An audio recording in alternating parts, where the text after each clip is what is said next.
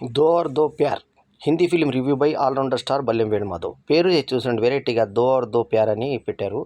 హీరోకి ఒక అఫైరు, హీరోయిన్కి ఒక అఫైర్ ఉంటే ఎలా ఉంటుందనేది కథ. 2 గంటల 19 నిమిషాల కామెడీ డ్రామా రొమాంటిక్ సినిమా. యూఏ సర్టిఫికేటు 19 ఏప్రిల్ 2024న విడుదలైనటువంటి ఈ సినిమా వచ్చేసి కావ్య అండ్ అని an instructed couple in their late 30s and having quite affairs with two sexy outsiders to allay the bedroom boredom in their own marriage.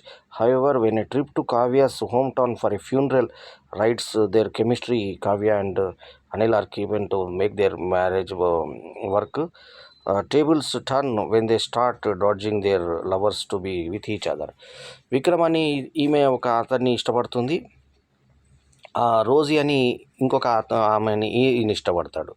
So కావ్యనేమో విద్యాబాలను, Anirudh అని లేదా బెనర్జీ అనే పేరుతో ప్రతీక్ గాంధీ, ఇలియానా డిక్రూజ్ వచ్చేసి నోరా పాత్ర, ఆమెనే రోజీ అని కూడా పిలుస్తారు. ఇక సెంధిల్ రామమూర్తి వచ్చేసి విక్రమ్ పాత్రలో నటించినటువంటి ఈ సినిమాకి దర్శకురాలు శిరీష గుహా ఠాకూర్తా.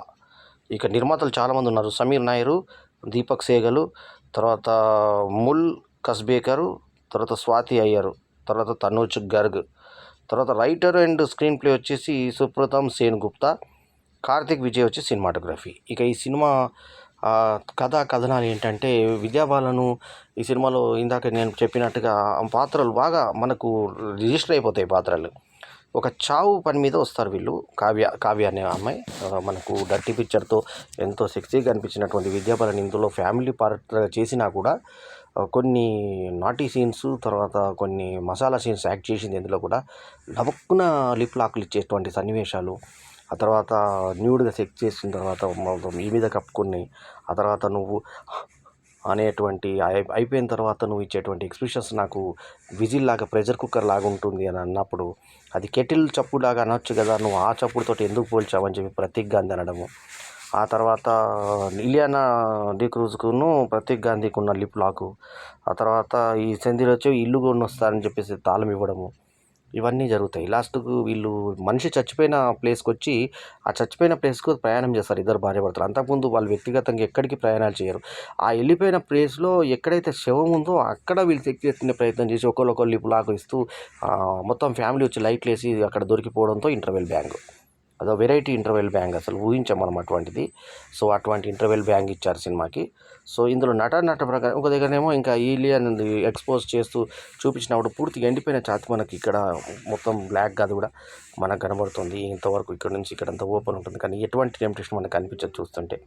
ఇక్కడనేమో భారీ అందాలు ఉన్నటువంటి విద్యాబాలను వైపు వెనక కూర్చున్నప్పుడు కూడా భారీగా కనబడుతుంది ఆమె. సో చివరి ఆఖరిని భార్యాభర్తలు వాళ్ళ యొక్క సెక్సువల్ పార్ట్నర్స్ వేరే వాళ్ళని తీసుకొచ్చుకున్నప్పుడు ఆమెనేమో పియానో పంపిస్తుంది తనకి. ఈ అత్తమామలు వచ్చినప్పుడు వీళ్ళు ఇబ్బంది పడతారు. అత్తమామలుగా మన విజయ్ చేశాడు, మన తమిళ యాక్టరు. సో అతను దళపతి విజయ్ కాకుండా మనకు ఇంకొక విజయ్, బట్టతలతో ఉంటాడు విజయ్, ఆయన తల చేశాడు తండ్రి పాత్ర, అద్భుతంగా చేశాడు. వీళ్ళదేమో అయ్యర్ ఫ్యామిలీ అనమాట. వీళ్ళ యొక్క ఫ్యామిలీ ప్రకారంగా ఈయనని పిలుస్తూ ఉంటుంది. సో అట్లా డిఫరెంట్ యాటిట్యూడ్స్తో మనకి ఉన్నటువంటి వీళ్ళయి మనకు చాలా డిఫరెంట్గా చేసేటువంటి ప్రయత్నం చేశారు దో ఆర్ దో ప్యార్. సో మంచి ముఖ్యంగా ఏంటంటే డైరెక్షన్ వాల్యూ కానీ, నటినటుల పర్ఫార్మెన్స్లు కానీ అద్భుతంగా ఉంటాయి. స్టార్టింగ్ చావుకు వచ్చినటువంటి వీళ్ళు తమ యొక్క వైవాహిక జీవితంలో ఉన్నటువంటి గ్యాప్లు ఏంటి మాట్లాడుకుంటూ, మళ్ళీ వాళ్ళ సెక్సువల్ పార్ట్నర్స్ ఎవరైతే డిఫరెంట్ వాళ్ళు వచ్చారో, విక్రమ్ తోటి ఈమె మాట్లాడుకోవడం, ఈ రోజుతోటి ఇతను ఉండడం. ఆ రోజు ఈమె డెంటిస్ట్, ఈమె హాస్పిటల్లో ఈ డెంటిస్ట్ దగ్గరికి వచ్చి ఆమె ఒక ఆన్లైన్ ఫీజు కట్టి మరి వచ్చి నీ భర్త నీ దగ్గర చాలా రోజులు ఉండడని చెప్పేసి వెళ్ళిపోతుంది. వెళ్ళిపోయిన తర్వాత ఆమె పేరు కన్ఫర్షన్ అయినప్పుడు కేస్ ఇస్ క్లోజ్డ్ అని చెప్పేసి, ఆమె పేరుని గుర్తుపట్టామంటే కేస్ ఇస్ క్లోజ్డ్ అని చెప్పి బయటికి వెళ్ళిపోతుంది బడిబడిగా. ఆ తర్వాత ఈమె తల్లిదండ్రులు వచ్చారు, ఈ విజయ్ వాళ్ళందరూ తల్లిదండ్రులు వచ్చినప్పుడు వాళ్ళేమో ఈయన అల్లుడు ఒప్పుకోరు, ఫాదర్ అన్న ఒప్పుకోరు, రకరకాల అక్కడ బాగా నవ్వు వస్తుంది మనకి. తర్వాత డైలాగ్స్ కూడా కొంచెం అక్కడక్కడ కొంచెం అగ్లీ డైలాగ్స్ కూడా ఇందులో పడ్డాయి. సో ఓవరాల్గా ఏంటంటే మొత్తానికి వాళ్ళ ఫ్యామిలీ వీళ్ళని యాక్సెప్ట్ చేయరు. కానీ ఇతను మన ఫ్యామిలీ మెంబరే అని చెప్పి తండ్రితోటి విద్యాబాలన్ను పోట్లాడే సన్నివేశం. అయితే ఈ తండ్రికిను ఈ మ విద్యాబాలన్‌కి గ్యాప్ ఎక్కువ కనబడదు. అన్నా చెల్లెల్లాగా కనబడతారు. అట్లాగే ప్రత్యేక్ గాంధీకి విద్యాబాలన్ మ్యాచ్ కూడా అక్క తమ్ముల్లాగా కనబడతారు. అది మిస్‌కాస్టింగ్ అయింది ఆమె. ఎందుకంటే ఆమె భారీ ఫిజిక్ కాబట్టి ఆమె పెద్ద వక్షోజాలతో బాగా లావుగా ఉండి ఆమె ఉంటే, ఇక్కడ ఆడపిల్లలాగా సన్నగా ప్రత్యేక్ గాంధీ ఉంటే, అతని పక్కకు ఎండిపోయినట్టుగా మనకు ఇలియానా ఉంటే, కాస్టింగ్ అంతా కూడా కన్ఫ్యూజ్‌గా ఉంది. కాకపోతే ఏందంటే ఆ పర్ఫార్మెన్స్‌లు, ఆ తీసే తీరు అంతా బాగుండి సినిమా మనకు ఆకట్టుకునే దిశగా, ముఖ్యంగా స్క్రిప్ట్ చాలా బాగుండి, పకడ్బందీ స్క్రిప్ట్, ఫ్యామిలీ కథ. సో ఓవరాల్గా సెక్చువల్ రిలేషన్స్ డిఫరెంట్గా పెట్టుకున్నప్పుడు లాస్ట్ చివరాఖరిని భార్యాభర్తలే కలిసి ఉంటారు. 1 ఇయర్ విడిపోతారు. విడాకులు టైప్ అయిపోతుంది. వాళ్ళ తర్వాత మళ్ళీ కలుసుకొని 6 నెలలు నువ్వు ఎక్కడో వెళ్ళావంట కదా, ఒంటరిగా వెళ్ళానంటే అప్పుడు మళ్ళీ కలుసుకొని వాళ్ళు పాప్కార్న్ తినుకుంటూ ఒకరిదొకరు మసాలాలు తీసుకుంటూ మాట్లాడుకుంటూ సరదాగా మళ్ళీ వాళ్ళ జీవితాన్ని మళ్ళీ స్టార్ట్ చేశారు.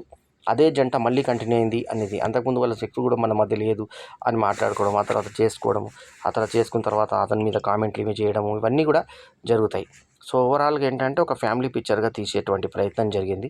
సో లిప్ లాక్లు ఉన్నా కూడా ఈ సినిమాకి హిందీ సినిమా కాబట్టి యూఏ ఇచ్చారు. సో తీసుకునేది కూడా చాలా ఘాటుగా ఫాస్ట్గా తీసుకునేటువంటి లిప్ లాక్లు ఉన్నాయి ఈ సినిమాలో. ఓవరాల్గా స్కిన్ షో ఉన్నదాంతలో ఉన్నా కూడా దో ఔర్ దో ప్యార్ అనేది మనకు మామూలు ఎక్దం చిన్న సినిమా అనిపిస్తుంది. కానీ లోపలికి వెళ్ళినాక భారీ తారాగణం. ఇరసై విజయ్ ఇలాంటి నటుడు, తమిళ నటుడు ఉండడం, రజనీకాంత్ గురించి చాలా పొగుడుతూ మాట్లాడతారు. ఆ తమిళ సినిమాల్లో సూపర్ స్టార్ రజనీకాంత్ అని చెప్పి అనడము, ఇవన్నీ కూడా బాగుంటాయి. సో ఇతను తన యొక్క ఫేవరెట్ నటుల గురించి చెప్పినప్పుడు ఆ సంభాషణ వీళ్ళిద్దరు మాట్లాడుకోవడం జరుగుతుంది. అట్లా రజనీకాంత్ని ఎందుకు హిందీ సినిమాల్లో చాలా తలేవా తలేవా అంటూ మనకు చెన్నై ఎక్స్‌ప్రెస్‌లో పాటే పెట్టారు. రజనీకాంత్ మీద లుంగీ డ్యాన్స్ పాట సూపర్ డూపర్ హిట్ అయింది. అట్లాగే దో ఔర్ దో ప్యార్‌లో కూడా మొత్తం చివరి దాకా మనకు ఆద్యంతం చూసేటువంటి విధంగా ఒక భార్యాభర్తల మధ్య ఉన్నటువంటి ఫ్యామిలీ అవినాభావ సంబంధం ఏ రకంగా ఉంటుంది, ఎంత సెన్సిటివ్గా ఆ కొట్లాటలు జరిగినా కూడా ఎంత సెన్సిటివ్గా ఉంటుంది అనేది, ఒక వాళ్ళ జీవితంలో వేరే వాళ్ళు వచ్చి మళ్ళీ వాళ్ళు వెళ్ళిపోతే ఆ తర్వాత వీళ్ళే మళ్ళీ మిగిలిపోతే ఏంటి అనేది ఒక దర్శకుడు తీసుకొని దర్శకురాలు చేసినటువంటి ప్రయత్నము. శీర్ష గుహ కుర్తా ఆమె మానవ సంబంధాల్ని మానవీయ కోణంలో చూపించేటువంటి ఆ ప్రయత్నం హర్షించదగ్గట్టు అనిపిస్తుంది. మంచి ఫ్యామిలీ సినిమాగా దో ఔర్ దో ప్యార్‌ని ఎంజాయ్ చేయొచ్చు. ఈ సినిమాకి నేను ఇచ్చినటువంటి రేటింగ్ 3.5/5. ఎందుకంటే పర్ఫార్మెన్స్‌లు హైలైట్గా ఉన్నాయి ఈ సినిమాలో. పర్ఫార్మెన్స్ మాత్రం చెప్పుకోదగ్గ విధంగా అందరూ బాగా చేశారు. ముఖ్యంగా విద్యాబాలన్ ఆడుకుంది క్యారెక్టర్ని. సో ఇది ఈ యొక్క సినిమా. ఫ్యామిలీతో కొంచెం లిప్ లాక్లు కొంచెం ఇబ్బంది పెట్టినా కూడా మిగతా అంతా కూడా ఓవరాల్గా బాగుంటుంది దో ఔర్ దో ప్యార్ సినిమా. సో మ్యూజిక్ కూడా బాగుంది, పాటలు బాగా అనిపించాయి. సో ఇది ఈ సినిమా గురించి రివ్యూ. ఈ రివ్యూ కనుక మీకు నచ్చితే